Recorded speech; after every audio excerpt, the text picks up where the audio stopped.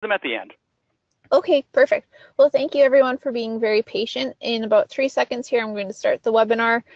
Really appreciate you visiting. So in 3, 2, 1. Hello everyone, welcome to session number 12. It's my pleasure to introduce Joe from McKercher Law. Legal is obviously a huge part of the business transition because there's so many different aspects that you need to prepare for your business transition, and then also when you also find your buyer. So without further ado, I will turn it over to you, Joe. Perfect. Thanks, Allison. Hi, everybody, and thanks for joining in today. Always, it seems every presentation I do, there's always some technical difficulty on the front end. So I'll try to abridge some things and maybe get out of here not too much over in any case. But I'm assuming everybody can see my screen. I'm just going to quickly back out and see if anybody's posted in here to let me know that they can't see anything. I don't see anything, so I'll soldier on ahead. So as Allison indicated, my name is Joe Gill. I work for the McKercher Law Firm up in Saskatoon, practice in corporate commercial law, tax law, corporate finance, entrepreneur law, kind of all the business-focused good stuff. I've been a lawyer at this firm for about 5 years now. I was with another office in Saskatoon prior to that. So I am the co-chair of this firm's entrepreneur practice group, and that's part of what has led me, I think, here today to talk about legal considerations in business transition and succession planning. So again, I've framed this as sort of a top 10 list, if you will. You'll note from the slides that they're fairly generic on the actual information on the slide. My understanding is you all will be provided in some way with my notes underneath each slide, which add a little bit more color and get into some of the legal issues associated with this stuff. But following, we'll call it good PowerPoint practice, I didn't want to keep them too crowded. Us lawyers have a bad penchant for doing that with lots of wording that people don't want. So again, first thing up, it wouldn't be a good old-fashioned legal presentation if I didn't put a disclaimer. Basic point here is this is general information. This shouldn't be taken as information specific to your situation. We are not creating any sort of lawyer-client relationship by virtue of this presentation. But of course, I'm happy to entertain any questions in the aftermath of it, and I'd be happy to have any offline discussions with anybody. My contact information will be at the end, and we'd be happy to have you on board as a client or just try to answer some questions. So without further ado, let's dive right in. I will say up front, some of these at first blush don't necessarily look like they're particularly legal matters. Maybe they're more soft skill matters. I know when I was putting this together, I actually ran this past my father, who's been a consultant and an entrepreneur for about 3 decades now, and I think his comment was, some of this seems like motherhood and apple pie, but it's important, and I find it important in my practice on some of these issues. So the first point up here is start now. The number of people who come to my office in a mad hurry to get things done, whether it's succession or transition, is quite frankly a large number. There is a lot to be said about being proactive as opposed to reactive on some of this stuff, and it's not necessarily a good way to be doing strategic planning about the succession of your business. You'll likely run into a number of legal headaches by doing this. I can just tell you in a fairly blunt way that the legal fees incurred by the proactive generally are much less than those who are reactive. And again, being ready doesn't mean just being ready for a third-party sale. This could also be transition to another generation, and could be events such as a disability. What if you're no longer able to work anymore? And what about other extraneous events which might force you out earlier? And the big point here, I think, for any business owner is if you don't have a good plan articulated and haven't been thinking about this, buyers seem to have an uncanny way of being able to sense what I call blood in the water if an owner isn't prepared. So again, my first comment here is get the ball rolling, talk to professional advisors, get a lay of the landscape, and get going. So number 9, what do you want to be when you grow up? For most business owners, that's maybe still an open question, what their business is going to look at. But and I know it seems a long way off for most, but what does retirement or maybe an exit strategy look for? Are you looking for, perhaps as the business owner, continued involvement in the business after you've transitioned off to a third-party buyer or to the next generation. You know, many of the M&A deals, mergers and acquisitions deals that I do, they see the business owner sticking around as a consultant for a number of years, and the buyer likes that continuity of ownership, and the seller slash business owner likes it as well. They get to stick around for a bit. Alternatively, do you just want a clean break so you can travel, golf, enjoy life, etc.? That's a question there. You know, if a sale involves a deferred component, so sometimes we see, or oftentimes we see a concept called vendor financing. Basically, the idea that you as the business owner selling your business will, in a sense, act as the bank for the purchaser. I come to you as a prospective buyer, but I can't get bank financing. And maybe you're willing to almost take things on a deposit basis with payments over time, and maybe effectively you as the owner pulling future profits out of the company. That might, in most cases, will compel the business owner to stick around, to simply monitor the investment. In a family or employee succession scenario, it might be a longer phase-in period. You know, if we're talking about a father passing it off to a son, or a mother passing it off to a daughter, or some combination of those type of things, it may be a slow simmer in terms of ceding away control and slowly handing off, you know, voting control of that business to individuals. Again, the owner might also be concerned with sticking around in that case too. Ultimately, it's about ensuring a smooth handoff. And the real question to be asked, I think, is on that first point about, are you, as the business owner, looking at transition and succession planning? Do you just see a full stop break, or do you see some sort of easing into that transition? Number 8, who buys the farm, or who buys the business? Generally speaking, it's one of these 3 entities, or some combination of the same: family, employees, or third parties. And again, that's dependent on situation to situation, particularly where the family is involved in the business. I deal a lot with farming families, and almost invariably they have a number of kids, maybe only one of which is actually interested in the farming business.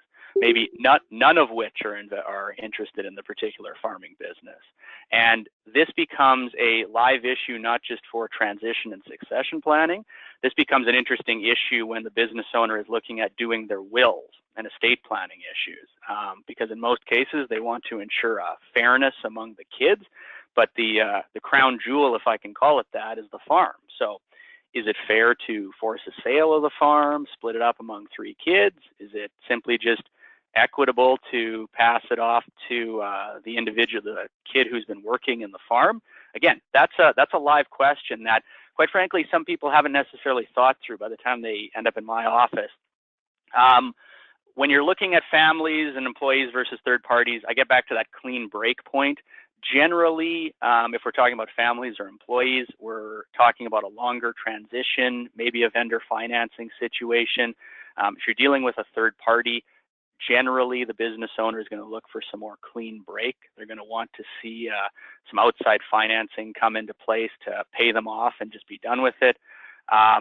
Again, it's just potentially a larger risk in the family and employee area if you are, as the business owner, basically footing the purchase price for your buyer. But again, there's relationships underpinning that might give you that comfort. Again, like I said, a family or employee acquisition is likely to have a longer time frame, whereas a third-party buyer is generally going to come in and buy everything all at once. In most cases, we've seen third-party buyers just buying 100% of the business, whether that's by virtue of buying all the shares of the corporation which runs the business, or buying all the assets of the business. Albeit every now and then I do see a majority stake acquisition. You know, they're willing to pick up 70% of the business and the owner kicks in for the other 30%. But again, most of the parties want a clean break. The owner wants this 100% sale, take the money and go. The purchaser wants to come in and just take full control and run with things. The other point that I'll bring up here that may be relevant to certain people is also be aware and be sure to check out the requirements for the Saskatchewan Immigrant Nominee Program.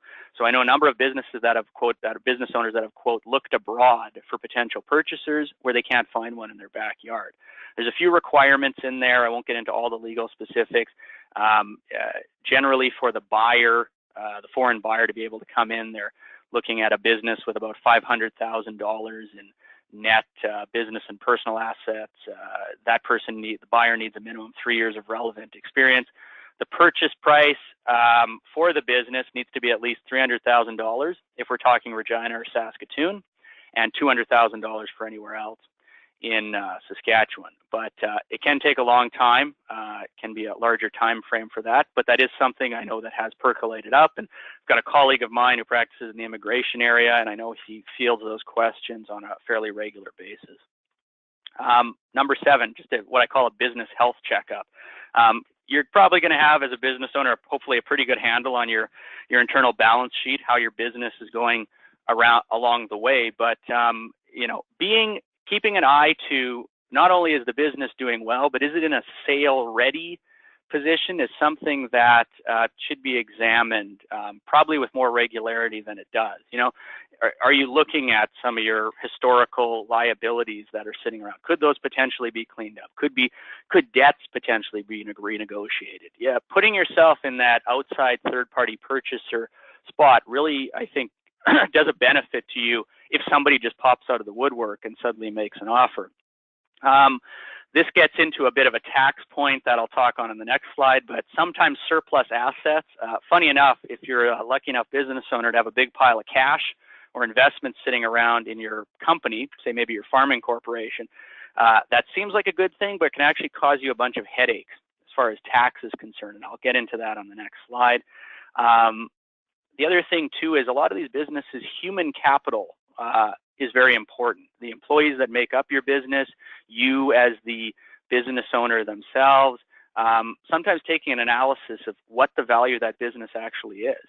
Again, I go back to the example of my father's business. He often says that there's no value to his corporation on its own, but it's the connections and the personal connections and business connections that he has with his clients that is really the value there. So for a third-party buyer, you know, they're likely going to be very interested in keeping him around for some time after the sale, as opposed to just cutting him loose, just to have continuity, and key employees as well.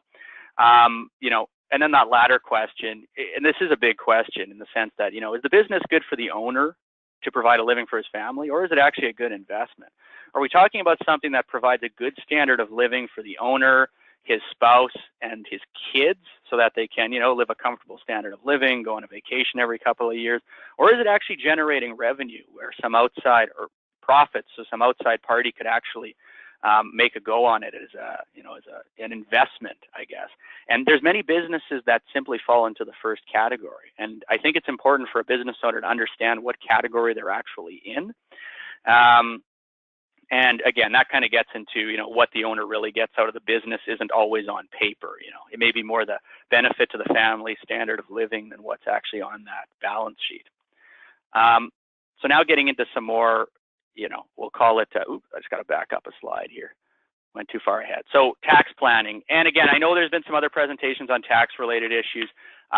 Legal and accounting kind of occupy in the same space as far as providing tax advice. I am a tax lawyer is my background, so it's very apropos for me to bring these up.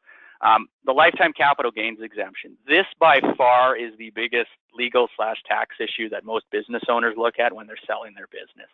If I sell the shares of my corporation, can I shield? And that on 2017 numbers, it's about $835,000 of capital gain from tax. But your corporation has to satisfy a particular or a bunch of requirements, namely that your business is a qualified small business corporation. Definition's a bit complicated, but generally speaking, the trigger points that you're looking at when you're sort of checking out your business and saying, hey, I wonder if I qualify is, you know, do you have cash, securities, and investments, sort of non-active liquid business assets that are worth more than 10% of the total assets of your company? Is your business carrying on activities outside of Canada? And is there any ownership of the business by any non-residents or control?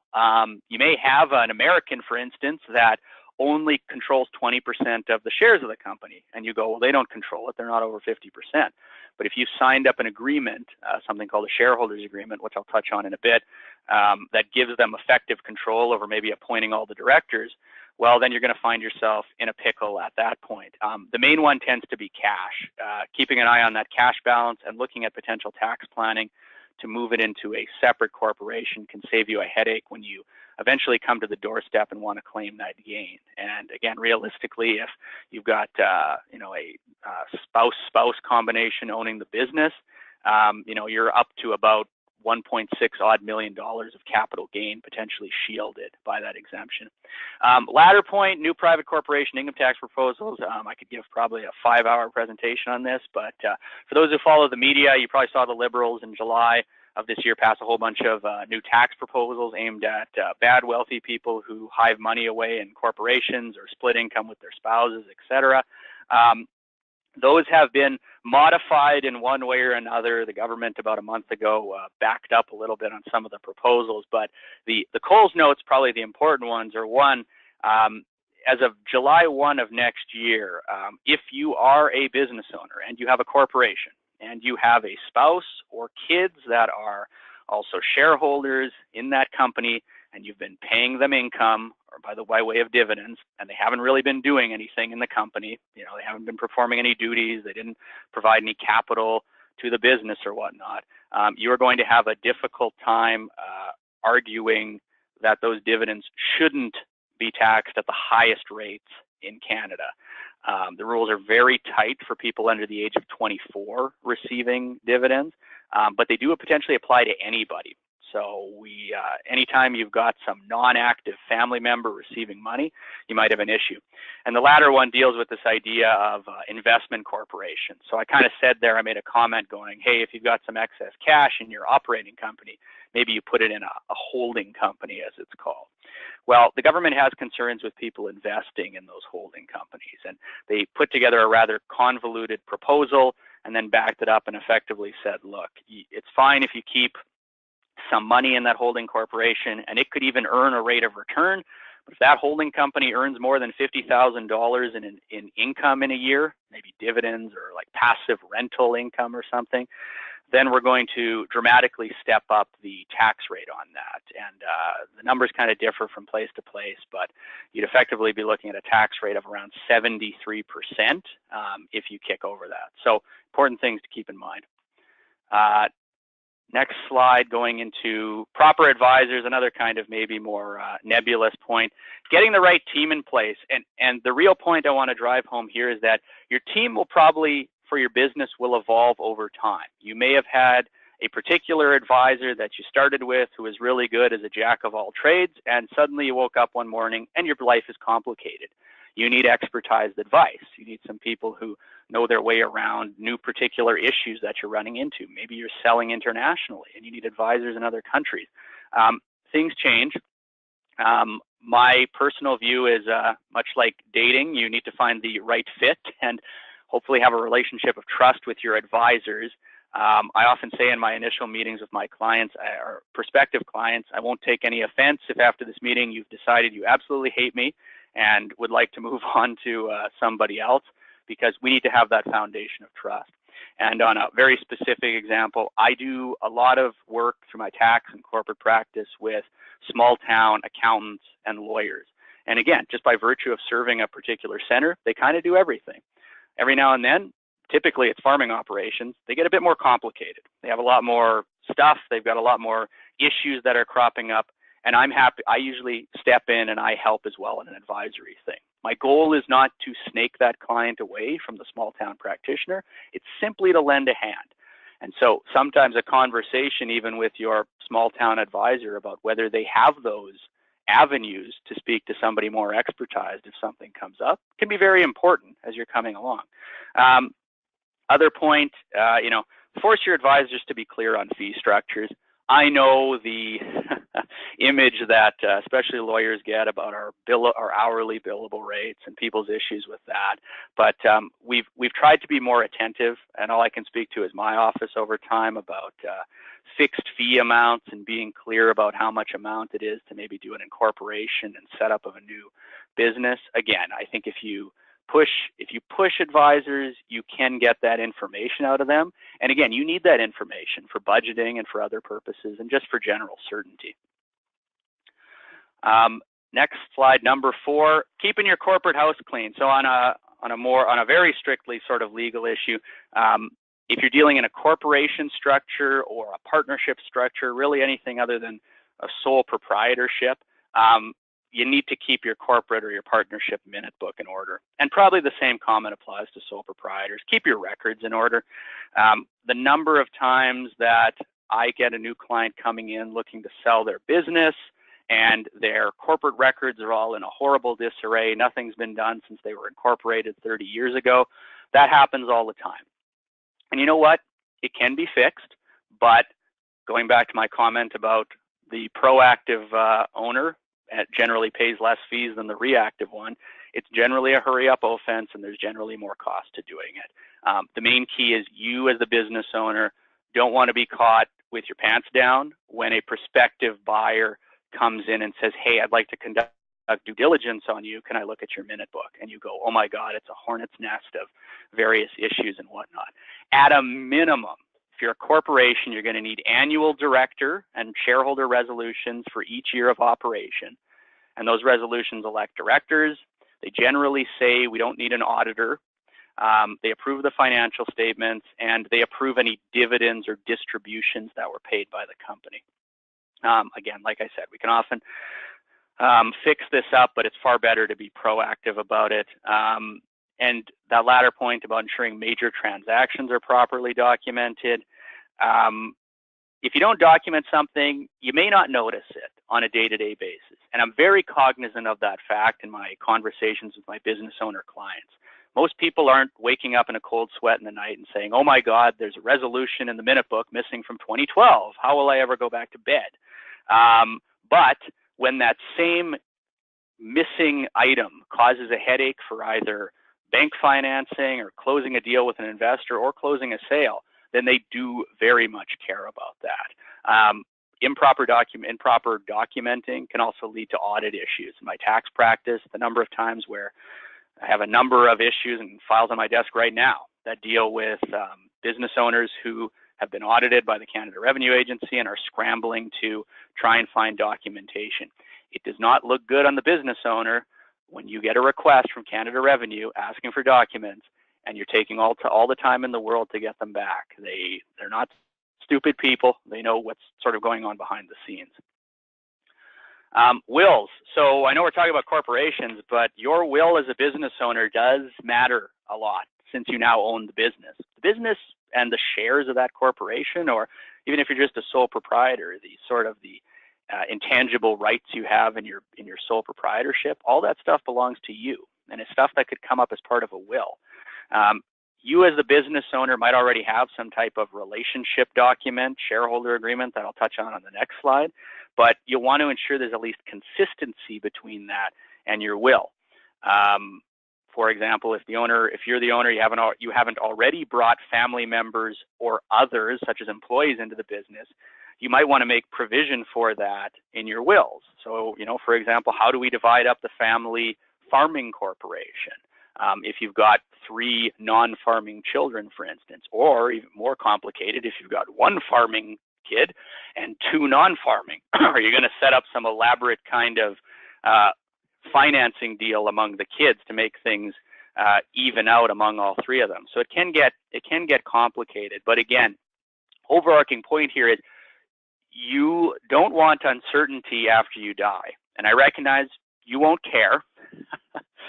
Kind of a morbid joke, but your loved ones will, and it causes all sorts of problems. And what you're trying to really avoid there is litigation over your estate, because the only people who will walk away from that with a large pile of money are people that work in my office as part of that.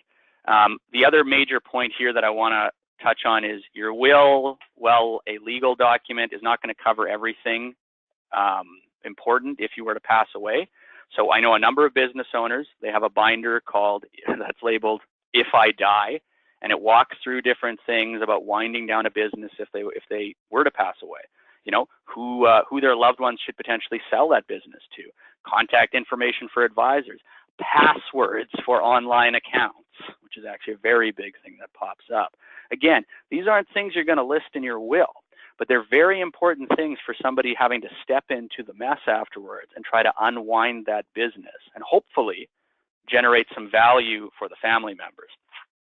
Number 2, shareholder agreements. I harp on these all the time with business owners. As soon as it moves away from more than a one-man or one-woman show, you should get one of these in place.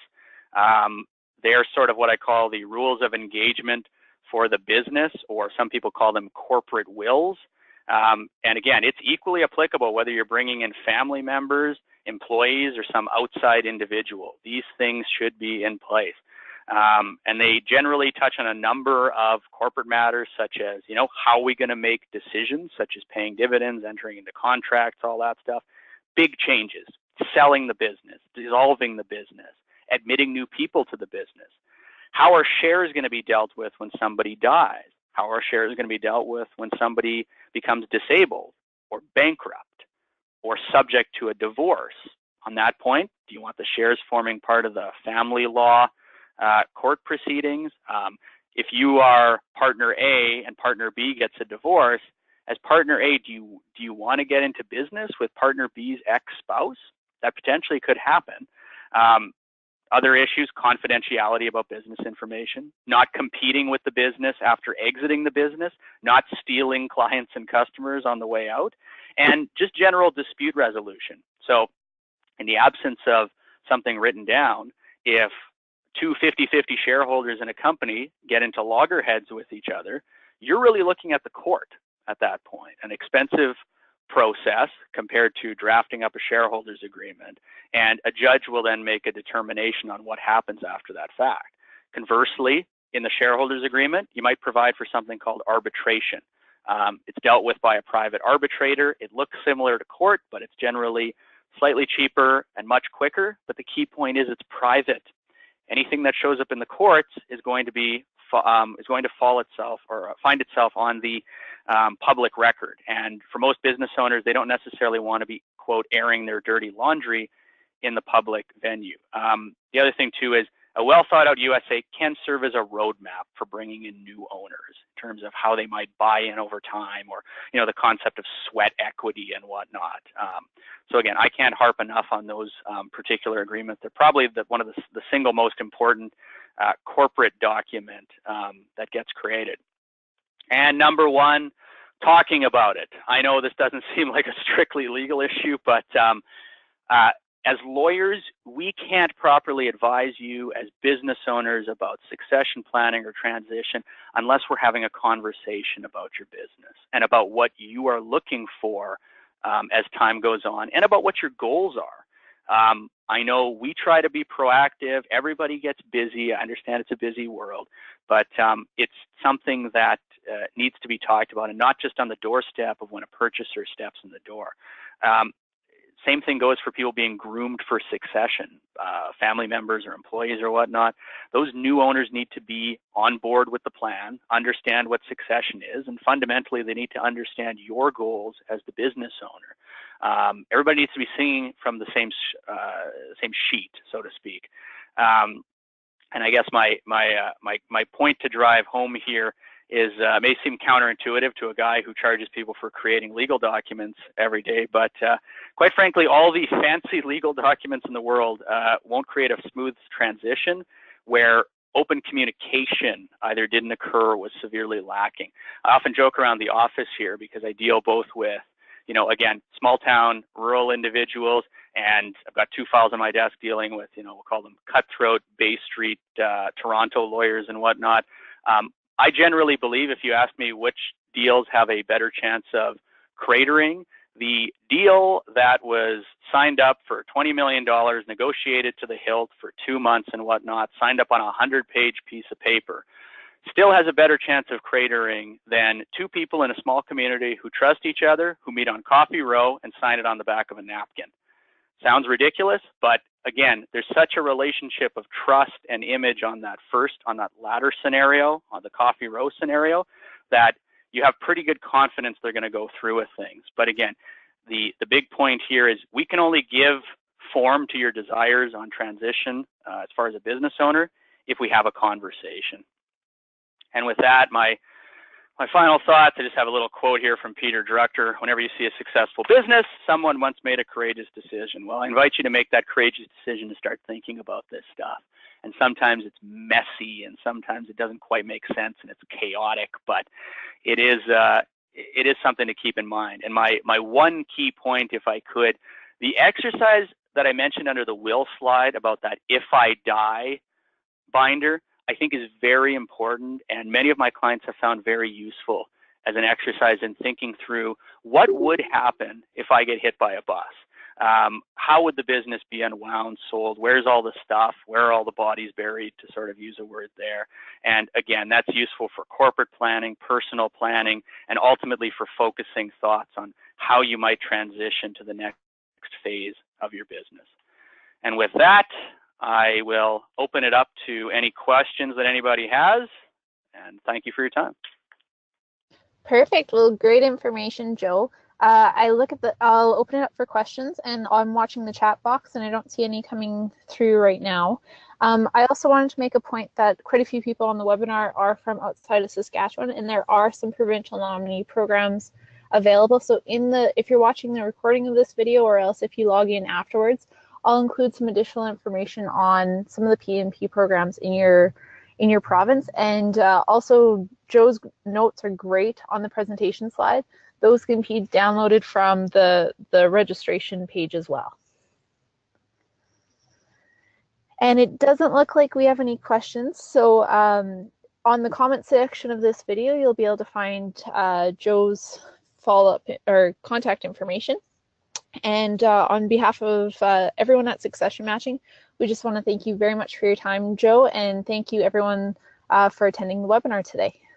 Perfect. My pleasure, Allison, and thanks for everybody for attending. My contact information, like Allison said, will be distributed. It's up there as well. I'm always happy to have a conversation with any particular business owner about how we might be able to help. So feel free to creep me out on my website profile, or give me a call or shoot me an email.